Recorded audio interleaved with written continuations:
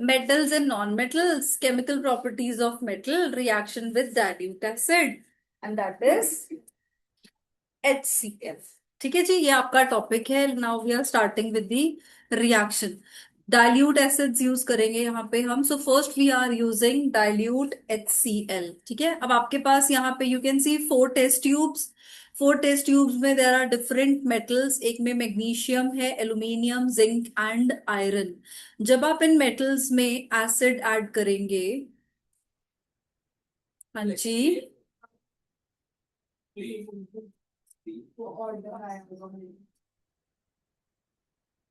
So metals when react with acid makes metal salt and hydrogen gas is liberated. ठीक है, तो जब भी आपका मेटल किसी भी एसिड के साथ रिएक्ट करेगा, स्पेशली HCl के साथ, तो हाइड्रोजन गैस रिलीज होगा. ये चीजें आप लर्न करेंगे तभी आपसे क्वेश्चन सॉल्व होंगे बोर्ड एग्जाम्स के, नहीं तो क्वेश्चन सॉल्व नहीं होंगे. A metal reacted with HCl releases hydrogen gas, तो वो मेटल कौन सा होगा?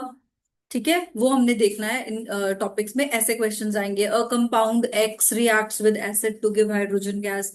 तो ये चीजों का ध्यान रखना है. ठीक है, तो जब भी आप मेटल को HCl के साथ रिएक्ट करोगे, it will give you hydrogen gas. अब हमने टेस्ट ट्यूब में HCl लिया, उसमें मेटल डाला, magnesium, and hydrogen gas is liberated. Simple है जी. Then again aluminium, hydrogen gas, zinc में भी और आयरन के केस में भी. So the vigour of the reaction of the metal with dilute sulphuric acid depends on the chemical reactivity. अब मुझे ये बताओ, इन 4 मेटल्स में से हाईली रिएक्टिव मेटल कौन सा है?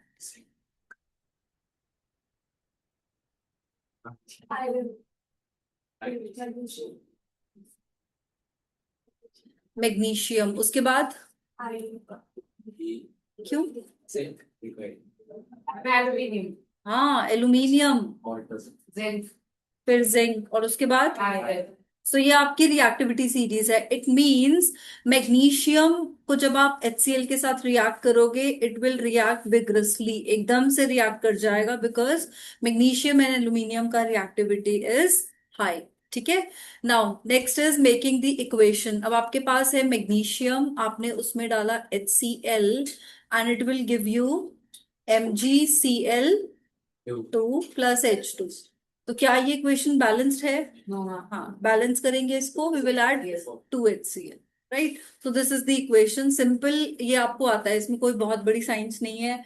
रिएक्टिविटी भी आपको पता है. जो मेटल ज्यादा रिएक्टिव होगा वो ज्यादा विग्रसली रिएक्ट करेगा विद द स्पेसिफिक एसिड. ठीक है. अभी सेकेंड इक्वेशन बनाइए एल्यूमिनियम का. एल्यूमिनियम प्लस HCl क्या देगा? Aluminium chloride and hydrogen gas. ठीक है, बैलेंसिंग करेंगे इसकी. क्या बैलेंसिंग होगी बताओ? 2H2 and 2 aluminium. करेक्ट है जी यहां तक?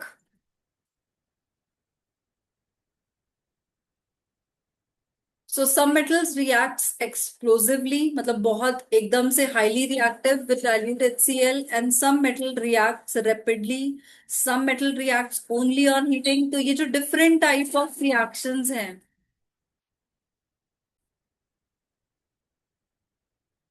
चलिए जी, इक्वेशंस लिखिए अब फटाफट. पहले तो हेडिंग लिख ली थी सबने, हमने. चलिए अब ये लिखिए, metal plus acid will give you metal salt and hydrogen gas, and you have to write the equations and balance them. हाँ जी.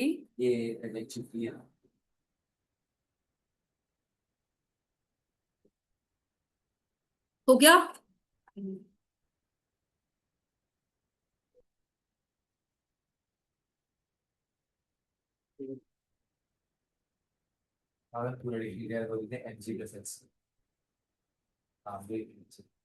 तुम कुछ भी मत लिखो बेटे, जब एग्जाम होगा ना रिकॉर्डिंग्स ही देख लेना, छोड़ दो. ऐसे बैठो ऐसे, मत लिखो.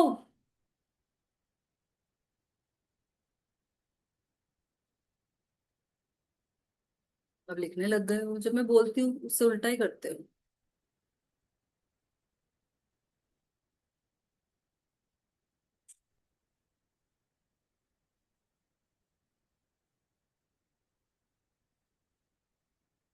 जाए, ठीक है। सो नेक्स्ट टॉपिक आप लिखेंगे reaction of metals with sulphuric acid, ठीक है। Reaction with dilute sulphuric acid. Sulphuric acid होता है हमारा H2SO4, ठीक है। तो let's do the reactions. Metal plus acid will give you again metal salt and hydrogen gas. So iron on reacting with sulfuric acid will give you iron sulfate and hydrogen gas. So यहाँ पे iron sulfate and hydrogen gas मिल रहा है. This is one of the examples of displacement reaction. तो displacement reaction में भी reactivity series काम करेगी, ठीक है।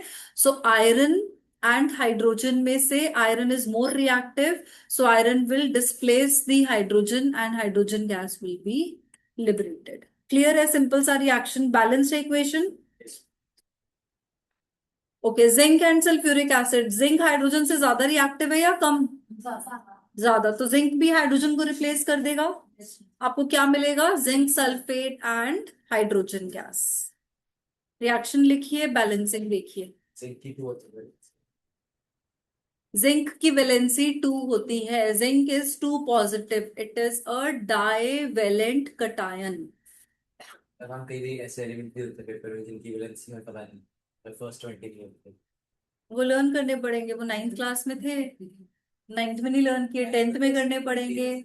नहीं क्यों थे, ये था 9th में आपको।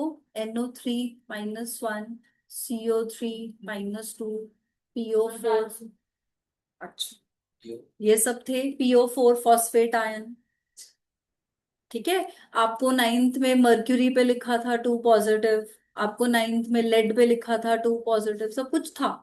9th में नहीं किया, 10th में काम आएगा, करना पड़ेगा। 10th में भी नहीं करोगे तो 11th में करना पड़ेगा, 11th में भी नहीं करोगे तो 12th में करना पड़ेगा, 12th में भी नहीं करोगे if you go to BTech, वहां करना पड़ेगा। ऑप्शन तो है नहीं बचने का, तो जल्दी से जल्दी कर लो, क्लासेस में समझ भी आएगा हो क्या रहा है, ठीक है। फेल थोड़ी हो जाएगा बेटा, इतना बड़ा पेपर आता है, एक क्वेश्चन गलत हो गया तो फेल थोड़ी ना हो जाओगे। Fail is you are not able to score 33% of the full syllabus, उतना तो आता ही होगा। फेल होना, पास होना is not a big deal, pass तो हो ही जाएंगे, बट पॉइंट पे पास हुए, बिना कुछ समझे पास हुए का कोई फायदा नहीं है। ना तो आप रिसर्च में जाके कुछ कर पाओगे, ना आप टेक्निकल कुछ बना पाओगे, तो बेटर है कि चीजों को समझो, ठीक है। Magnesium is again more reactive than hydrogen, it will displace. Simple है, ये रिएक्शंस आप खुद बना सकते हो, तो इनमें आपको कॉन्फिडेंस होना चाहिए कि इतना तो हम रिएक्शन कर लेंगे। कोई एक रिएक्शन डिफिकल्ट आया वो धीरे धीरे समझ जाएंगे, बट जो बेसिक हम कर चुके हैं वो, उसमें आपको कॉन्फिडेंस होना चाहिए।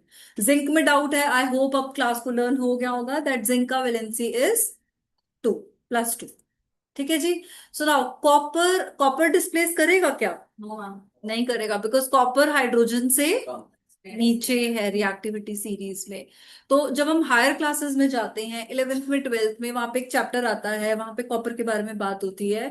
सो कॉपर जो है वो HCl और सल्फ्यूरिक एसिड को डिस्प्लेस नहीं कर सकता कंसंट्रेटेड फॉर्म में भी। अगर मैं आपसे बात करूं एसिड्स की, एसिड आपने दो पढ़े हैं, स्ट्रॉन्ग एंड वीक, और भी दो पढ़े हैं, डाइल्यूट एंड कंसंट्रेटेड, है ना।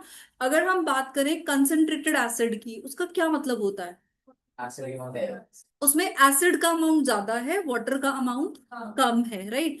तो concentrated acids will be more stronger than dilute acids, because उसमें एसिड ज्यादा है ना। तो कॉपर की रिएक्टिविटी हाइड्रोजन से इतनी कम है कि वो कंसंट्रेटेड एसिड्स को भी डिस्प्लेस, तो वो किसको डिस्प्लेस करता है? कॉपर आपका डिस्प्लेस करता है कंसंट्रेटेड। जब स्ट्रॉन्ग को नहीं कर सकता तो वीक को बिल्कुल भी नहीं करेगा ना। तो वो नाइट्रिक एसिड को डिस्प्लेस कर देगा, कंसंट्रेटेड वाले को, उसमें हाइड्रोजन डिस्प्लेस हो जाएगा। वो क्यों होगा? अगेन कॉपर की रिएक्टिविटी प्लस कॉपर के आयंस। कॉपर अगर आप देखोगे it is cupric and cuprous, जैसे आयरन होता है ना +2 एंड +3, वैसे कॉपर की भी वेरिएबल वैलेंसी होती है, तो कॉपर की भी अलग कहानी है। तो उसका पूरा चैप्टर होता है हमें जब हम हायर क्लासेस में जाते हैं, बट एटलीस्ट अभी हमें इतना तो पता होना चाहिए कि कॉपर हाइड्रोजन को डिस्प्लेस क्यों नहीं करता है, because it is less reactive than hydrogen as per the reactivity series. यहां तक ऑल ओके? मर्क्यूरी का भी ऐसा केस होता है। किसका? मर्क्यूरी। मर्क्यूरी भी नीचे है ना। सिल्वर गोल्ड तो होते ही है, बट सिल्वर की वैलेंसी इज +1, उसकी वेरिएबल वैलेंसी नहीं होगी। गोल्ड की भी वेरिएबल वैलेंसी नहीं होगी, मर्क्यूरी की भी नहीं होगी। उन जो हाइड्रोजन से नीचे वाले एलिमेंट्स हैं उसमें से सिर्फ एक कॉपर है जिसकी वेरिएबल वैलेंसी है। ठीक है, हाँ जी आप बोलो। ये ऐसा मेटल होता है जिसकी वैलेंसी नेगेटिव होती है। मेटल का प्रॉपर्टी ही वो है, मेटल हमेशा इलेक्ट्रॉन लूज ही करेगा, तो वो हमेशा प्लस ही होगा, वो नेगेटिव नहीं हो सकता है। बल्कि नॉन मेटल्स में आपको मेटलॉइड्स भी मिल जाएंगे, मेटल्स में मेटल्स ही रहेंगे। ठीक है। H+ है। हाँ जी। जैसे H+ है। हाँ H+ है, H+ भी हो सकता है, H- भी हो सकता है ना। चलिए, next comes reaction with dilute acid, that is HNO3। ठीक है। सो इसमें क्या है, when metal reacts with HNO3, hydrogen gas is not evolve. अब ये कुछ चीजें ना डिफरेंशिएट करेंगी, तो ध्यान रखना पड़ेगा। HCl and sulfuric acid when reacts with metal will liberate hydrogen gas, but HNO3 hydrogen gas liberate नहीं करेगा, बिकॉज वहां पे नाइट्रोजन भी प्रेजेंट है, नाइट्रोजन भी अपनी प्रॉपर्टीज शो करेगा हाइड्रोजन के साथ साथ। So HNO3 is a strong oxidising agent. क्या मतलब है इसका? ऑक्सीडाइजिंग एजेंट कौन होता है? ऑक्सीजन देता है, रिड्यूस होता है। जो रिड्यूस होता है। जो रिड्यूस होता है। अब यहां से आ जाओ, जो रिड्यूस होता है का क्या मतलब है in terms of HNO3? Oxygen छोड़ेगा। वो ऑक्सीजन छोड़ेगा, किसी और करेगा। ऑक्सीजन किसी और को देगा, ठीक है, और हाइड्रोजन गेन भी कर सकता है। हाँ। ठीक है। So hydro HNO3 is a strong oxidising agent, it oxidizes H2 into HO2। ये हाइड्रोजन को हाइड्रोजन गैस में कन्वर्ट नहीं करता है, बल्कि H2 में ऑक्सीजन ऐड करके वाटर बना देता है, क्योंकि स्ट्रॉन्ग ऑक्सीडाइजिंग एजेंट है। अभी तक हमने सिर्फ ये पढ़ा था, you were able to identify ये ऑक्सीडेशन हो रहा है, ये रिडक्शन हो रहा है, ये ऑक्सीडाइजिंग एजेंट है, ये रिड्यूसिंग एजेंट है। यहां तक पढ़ा था फर्स्ट चैप्टर में केमिकल रिएक्शंस में। बट अभी हम यहाँ पे क्या पढ़ रहे हैं, because we are doing metals and non metals, यहाँ पे कंपैरिजंस है, तो यहाँ पे प्रॉपर्टीज भी आएंगी। So nitric acid is a very strong oxidising agent, because ये स्ट्रॉन्ग, स्ट्रॉन्ग का मतलब ये एकदम से ऑक्सीजन के साथ बाइंड करवा जाएगा हाइड्रोजन। ठीक है। सो इसमें हाइड्रोजन गैस लिबरेट होता है, बट HNO3 बीइंग स्ट्रॉन्ग वो उसके साथ ऑक्सीजन ऐड कर देता है। आपका HCl और सल्फ्यूरिक एसिड स्ट्रॉन्ग ऑक्सीडाइज इतने स्ट्रॉन्ग नहीं है एज कंपेयर टू HNO3। समझ में आ रही है कुछ कहानी? सो हाइड्रोजन इसमें भी लिबरेट होता है, but being a strong oxidising agent ये इसमें ऑक्सीजन ऐड करके वाटर बना देता है। तो यहां लिखा है बहुत clearly that it hydrogen to oxidise hydrogen to water. आपने बोला ऑक्सीडाइज का मतलब एडिशन ऑफ ऑक्सीजन, तो ऑक्सीजन ऐड कर दिया इसने, इसका काम ही है, it is a strong oxidising agent. itself reduces to NO, which is called nitric oxide. NO2 nitrogen dioxide, simple है ना, carbon dioxide, sulphur dioxide, nitrogen dioxide, दो ऑक्सीजन लगे हैं।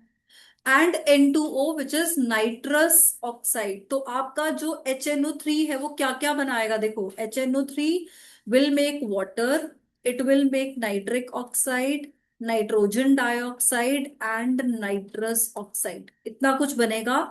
बट यहाँ पे कहीं पे भी आपको हाइड्रोजन गैस नहीं दिख रही।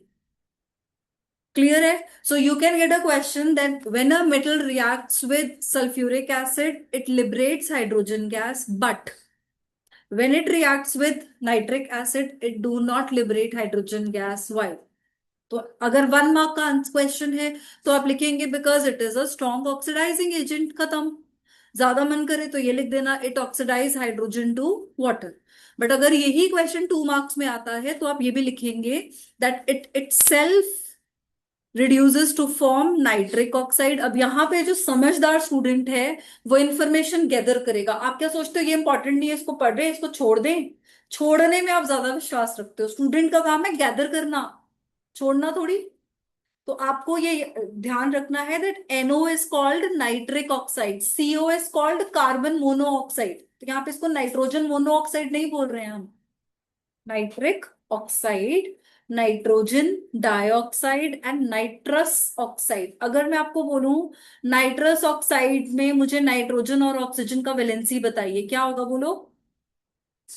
Oxygen will be -2 and nitrogen will be 1 +1। क्या माइनस? दोनों माइनस होंगे तो फिर बॉन्ड कैसे बनेगा? कोवलेंट। ठीक है, कोवेलेंट बॉन्ड है। ठीक है जी।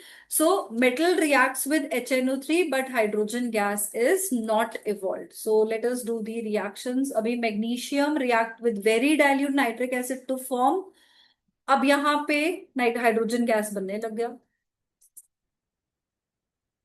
यहाँ क्या लिखा है बेटा जी? Very dilute. तो एक वेरी वर्ड से हाइड्रोजन गैस आ गया।